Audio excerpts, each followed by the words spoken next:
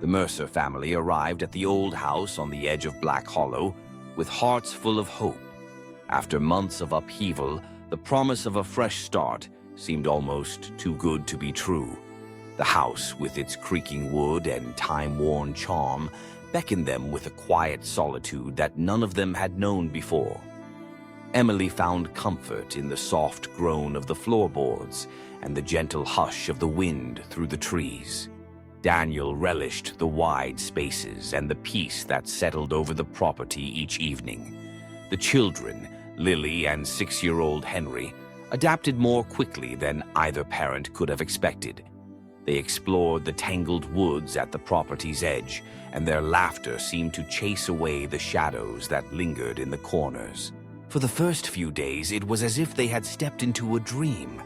The chaos they'd left behind melted away, replaced by the slow, steady rhythm of country life. Meals were shared at the old oak table, and bedtime stories were told beneath the soft glow of a single lamp.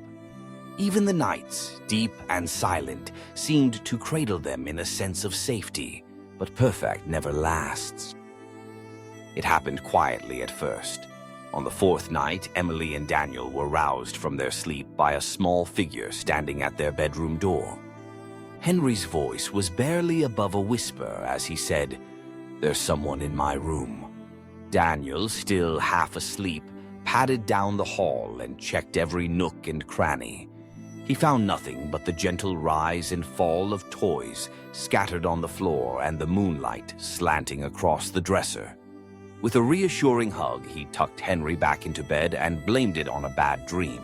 But the next night, at exactly the same hour, Henry was back. The same wide eyes, the same trembling lips. This time his voice shook as he added, "He stands by my dresser. He's smiling, but he has no lips." The words sent a chill through Emily, but she forced herself to smile. She pulled Henry close and promised that nothing could hurt him while she was there. In the morning, she tried to brush it off as childhood imagination. The oddness grew. By the end of the week, Henry would not sleep unless the closet light was left on. When Emily gently pressed him for more, he described the figure in unsettling detail, tall, with a face made of bones, watching him until dawn. The adults laughed nervously, telling themselves it was just a phase, a product of moving and stress. But Emily began to notice things herself. She would wake in the night with an uneasy feeling, her skin prickling as if someone was watching. The hallway outside their bedroom always seemed colder than the rest of the house, no matter how high they turned the heat. Sometimes, as she passed Henry's room, she would pause and feel the weight of something in the shadows. Once, she thought she saw a tall, unmoving shape beside the dresser, still and silent, watching. She blinked and it was gone, or so she told herself. The first week passed in uneasy quiet, but the strangeness refused to dissipate. Lights in the hallway began to flicker at 2 a.m., the same time Henry would appear by their bedside. Cold drafts slipped under bedroom doors, though every window was tightly sealed. At first, they blamed the house settling, the quirks of old wiring. But when the whispers started, the excuses dried up. It began as a soft rustle like wind in the trees, then grew into murmurs. Voices seemed to drift from just beyond the hallway walls, indistinct but undeniably there. Henry grew more frightened, refusing to sleep in his room at all. He said someone stood at his door at night, whispering his name in the darkness. One night, Daniel woke with a start, his heart pounding. The house was silent, but something felt deeply wrong. He stepped into the hallway, flashlight in hand. At the far end, just beyond the faint glow of the nightlight, a figure stood, tall, thin, pale as ash, its head cocked as if listening. Daniel froze as the air turned icy, and a low hum filled his ears. He blinked, and the figure vanished. Rushing down the hall, he searched every room. Nothing, just silence. He tried to dismiss it as stress, a trick of the light, until he returned to bed and saw a single dusty footprint on the nightstand. Then the whisper came again, Closer this time, clearer. It spoke his name. Even the family dog, Toby, began acting strangely. Once brave and loyal, he now refused to enter the master bedroom at night. He would sit in the hall at 3:33 a.m., whining and trembling, eyes fixed on the door. Concerned, Daniel set up security cameras. For several nights, the footage was normal, until a brief flicker of static appeared at exactly 3:33. Frame by frame, Daniel saw it. A tall, hunched shape, limbs too long, fingers curled unnaturally, standing in the darkness. It did not move. It only watched. As the days passed, the house's secrets pressed in closer. Soft scratching began behind the children's walls, growing louder, closer each night.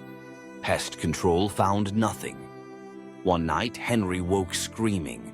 Someone had whispered through the wall, "I'm almost through." Daniel, desperate, cut into the drywall and found a crude, freshly carved face, hollow eyes, a skeletal grin. That night, the scratching did not stop at the wall. Then a storm rolled in, knocking out the power. In the pitch darkness, the Mercer family huddled together.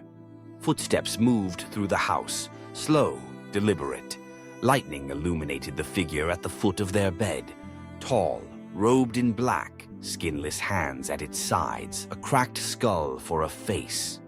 When the light faded, the room was empty, save for a fresh, wet handprint on the footboard and the door, swinging slowly open.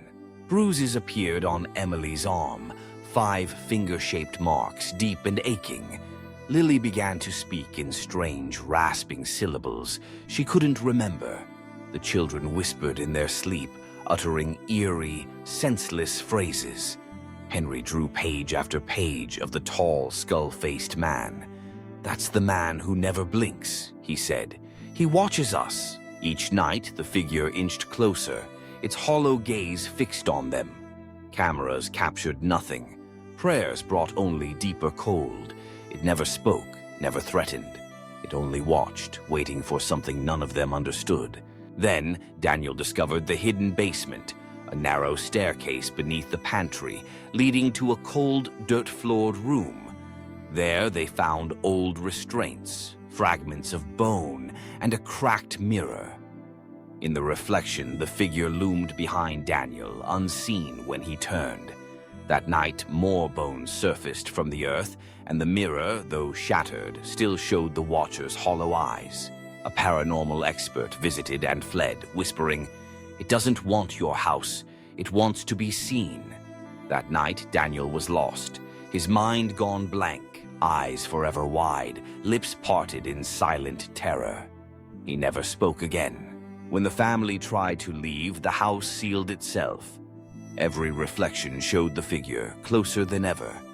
Henry whispered, "He's almost done watching." As dawn crept over Black Hollow, silence fell. The Mercer family was never seen again. Thank you for watching. Please subscribe to the channel for more stories.